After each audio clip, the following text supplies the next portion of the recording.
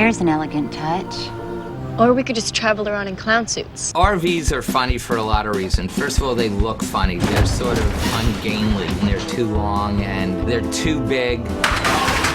It's crazy, isn't it? Look at that RV. It's wild. It's basically like a camper on steroids.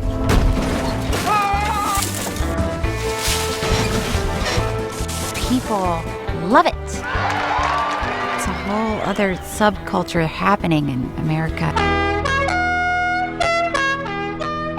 Wow. RVs are fun. They're really not just for senior citizens. They're a great time. Jamie! Bob? You sleep in tiny things that fold down and pull out and pop out. As soon as you leave the lot where you rented, something goes wrong. Turn it off! Family fun. Bob! Oh. Recreational vehicle. They rock.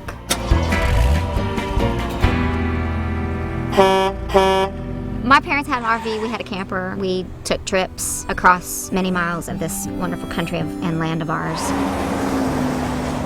Well, we used to go on vacation in a station wagon. We didn't take a lot of driving vacations. I remember that when living in Michigan, we'd probably go to the upper lakes, heading north. My dad was so moved by it, he said, a snack stand up here would do tremendous. We would drive from New York to Miami. Dad in the front seat, Mom next to him in the passenger seat, and because my mother said that if I stayed in the back, it's too dangerous in the back, I would sit on her lap until the age of 14. This one really snuck up and bit me right on the seat meat. Jeff Daniels owns an RV, and when his agent was trying to get Jeff the job, his agent called me up and said, "You gotta hire Jeff. He drives RVs, he knows RVs." I'm no expert, but I think it's your parking gear interlock and your emergency brake. Everything that happens in the movie I've done, almost. And Jeff drove his RV from Michigan up here to Canada where we're filming. Travis Gornicki. I wanted it to get around that he's what? He's flying his private jet out, right? No. Jeff's driving his bus from Michigan to Vancouver. Yeah, there's something about them that they're funny. They're funnier than just trucks, because it's this big vehicle that you live in, and they open up and all of a sudden the whole family gets out. It's kind of the adult version of the clown car at Ringling Brothers. I never grow tired of that song. Well, last time I heard it, I was naked in a field. Oh, big travel day tomorrow. It is a thing of like a mobile culture, moving around, and people who go from RV camp to RV camp to RV camp. People live in them and travel around the country, or they spend a lot of time going place to place. Where do you hang your hat? Behind the wheel of that bus. Really? Full-timer, USA. They're driven usually by people that shouldn't be driving RVs. An extraordinary thing is that all you need is a driver's license to rent it. They turn over this gigantic vehicle to any civilian who comes in. Oh my God, it's your husband. Anybody can drive one of these. They're classified as a passenger vehicle, so anybody with a regular license to drive a vehicle on the street can jump in one of these and drive it. It really is just a bigger car.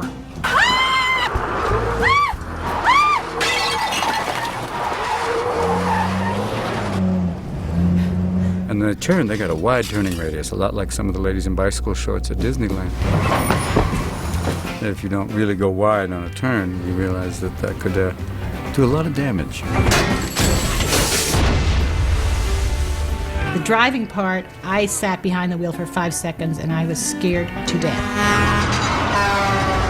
I think the driving a truck thing is kind of a guy thing. Honey, are you trying to... okay? I have this kind of poor man's tour bus that I own now. Well, I pull in the bus, and hit the air brakes. And one of the only reasons I have this bus that I have is because it has air brakes, because it can make that sound. And RV people know what I'm talking about. You just get a regular RV, they're nice kind of beginners models, they're boxes on wheels, but when you hit the brakes in my bus, that happens. All right, let's go.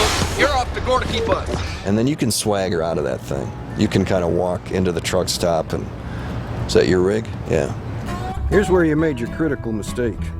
You listened to anything Howie and JoJo said. From the female point of view and from the kid's point of view, I think having an RV is very much like having a dollhouse or a playhouse. You can make it cozy and you can make it personal within a few moments. Whoa, whoa. Yeah! It's basically a living room on wheels. Oh, and a kitchen, and a microwave. Oh, you want direct TV? Oh, you want satellite TV? Oh, great. Oh, and that master bedroom back. Isn't this great? And you're so self-contained. Time to break in the pooper.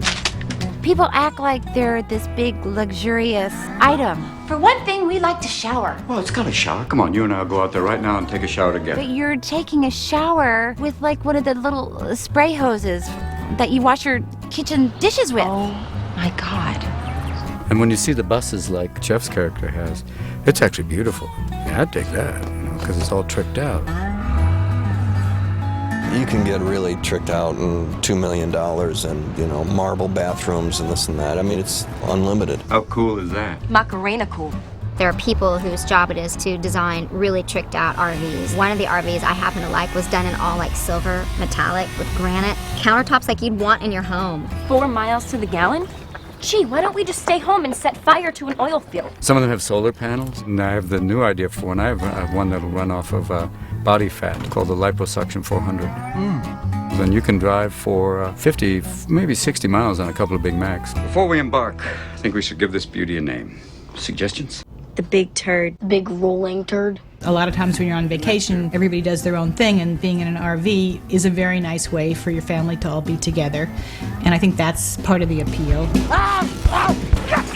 Because suddenly the family is all cramped in more or less one room for however long the trip is, and you get to know each other in a whole different way. Will you move that son of a...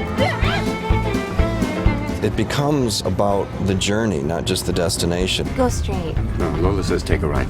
Well, you'll hit mall traffic. Just go straight. Now, if you add a family to that, it gets interesting. What's the plan? Let's give him Carl. Maybe he'll eat him and leave. Let's give him you. Maybe he's on the South Bitch diet. Good one. One special family vacation I can remember. My brother had to go to the bathroom really bad. My dad was really into not stopping. Dad! Toilet's backed up! And my mom said, here, go in this cup. After he got done, he gave her the cup. She threw it out the window, and my window was rolled down, and I got hit with it. That was a trip to Colorado.